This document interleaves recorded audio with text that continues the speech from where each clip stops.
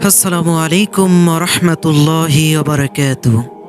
আশা করি মহান আল্লাহ রব্বুল আলামিনের অশেষ রহমতে আপনারা সকলেই ভালো আছেন। মহান আল্লাহ তাআলার প্রতি অবিচল আস্থা ও বিশ্বাসের উজ্জ্বল দৃষ্টান্ত হলেন হযরত হাজরা আলাইহিস সালাতু ওয়াস সালাম। তিনি মুসলিম জাতির হযরত ইব্রাহিম আলাইহিস সালাতু ওয়াস সালামের স্ত্রী এবং পয়গম্বর হযরত ইসমাইল আলাইহিস সালাতু ওয়াস সালামের মাতা।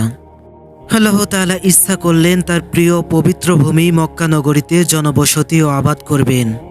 সে আলোকে হযরত ইব্রাহিম আলাইহিস সালাতু ওয়াস সালামকে নির্দেশ দিলেন তার প্রাণপ্রিয় দুগ্ধপোষ্য শিশু হযরত ইসমাইল আলাইহিস সালাতু ওয়াস সালাম ও স্ত্রী হযরত হাজরা আলাইহিস সালাতু ওয়াস সালামকে জনমানবহীন মরুভূমি প্রান্তে রেখে আসার জন্য।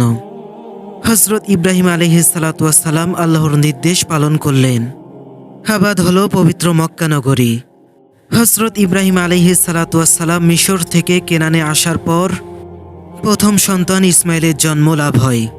হযরত ইসমাইলের জন্মের কিছুদিন পরেই প্রাণপ্রিয় সন্তান ও তার মা হাজেরাকে মক্কার জনশূন্য মরুভূমি প্রান্তে রেখে আসার নির্দেশ পান।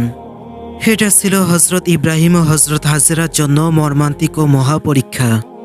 হযরত ইব্রাহিম আলাইহিস সালাতু ওয়াস সালাম যখন আল্লাহর পক্ষ থেকে শিশুপুত্র ইসমাইল ও তার মাকে মক্কার নিবাসনে নির্দেশ পান, তখনই তার অন্তরে এ বিশ্বাস জন্মেছিল যে নিশ্চয় এতে মহান আল্লাহ রব্বুল আলামিনের মহাপরিকল্পনা রয়েছে।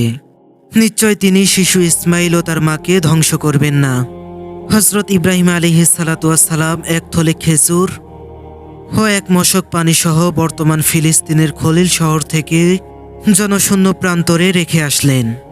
তাদেরকে রেখে যখন ইব্রাহিম আলাইহিস সালাতু ওয়াস সালাম শাম দেশের উদ্দেশ্যে রওনা করলেন, তখন হযরত হাজেরা বেদনা বিকৃত হয়ে তার পিছনে পিছনে আসতে লাগলেন আর জানতে চাইলেন, আপনি এখানে আমাদেরকে একলা রেখে কেন যাচ্ছেন? হযরত ইব্রাহিম আলাইহিস সালাতু ওয়াস সালাম কোনো জবাব দিচ্ছিলেন না। যখন হযরত হাজরা বললেন, আপনি কি আল্লাহর নির্দেশ পালনে আমাদেরকে একা রেখে যাচ্ছেন? তখন ইব্রাহিম আলাইহিস সালাতু ওয়াস সালাম ইশারায় বললেন, হ্যাঁ। আল্লাহর নির্দেশের কথা শুনে হযরত হাজরা বললেন, তাহলে আল্লাহ তাআলা আমাদেরকে ধ্বংস করবেন না। এরপর তিনি সন্তানের কাছে ফিরে আসলেন। আল্লাহর উপর ভরসা রেখে হযরত হাজরা সেখানে বসবাস করতে লাগলেন। হযরত ইব্রাহিম আলাইহিস সালাতু ওয়াস সালাম চলে যাওয়ার সময় দোয়া করলেন, হে আমার প্রতিপালক, তোমার পবিত্র ঘরের নিকটে এমন এক ময়দানে আমার স্ত্রী ও পুত্রকে রেখে যাচ্ছি যা জনশূন্য প্রান্তর মরুভূমি। অতএব তুমি লোকদের মনকে এ দিয়ে আকৃষ্ট করে দাও এবং প্রচুর ফল ফলাদি দ্বারা এদের রিজিকের ব্যবস্থা করে দাও, তারা যেন তোমার শুকরিয়া আদায় করতে পারে। অতঃপর হযরত হাজরা ক্ষুধা লাগলে খেজুর খেয়ে পানি পান করে নিতেন আর শিশু ইসমাইলকে দুধ পান করাতেন। ধীরে ধীরে মশকের পানি শেষ হয়ে যায়। শিশু সন্তান ইসমাইল সহ তার পিপাসা বাড়তে থাকে। শিশু ইসমাইলের পিপাসা বাড়ার সঙ্গে সঙ্গে মা হাজেরার পেরেশানি বেড়ে যায়। পানির সন্ধানে তিনি চারদিকে ছোটাছুটি শুরু করেন। দৌড়ে গিয়ে প্রথমে পার্শ্ববর্তী সাফা পাহাড়ে আরোহণ করলেন। চারদিকে দৃষ্টি দেখলেন কোথাও পানির সন্ধান পাওয়া যায় কিনা। কোনো সন্ধান না পেয়ে পার্শ্ববর্তী মারওয়া পাহাড়ে আরোহণ করলেন। হে সাফা ও মারওয়াত পাহাড়ের মধ্যবর্তী স্থান কিছুটা সমতল ছিল, যে কারণে পাহাড় থেকে নামার সময় শিশু ইসমাইলকে দেখা যেত।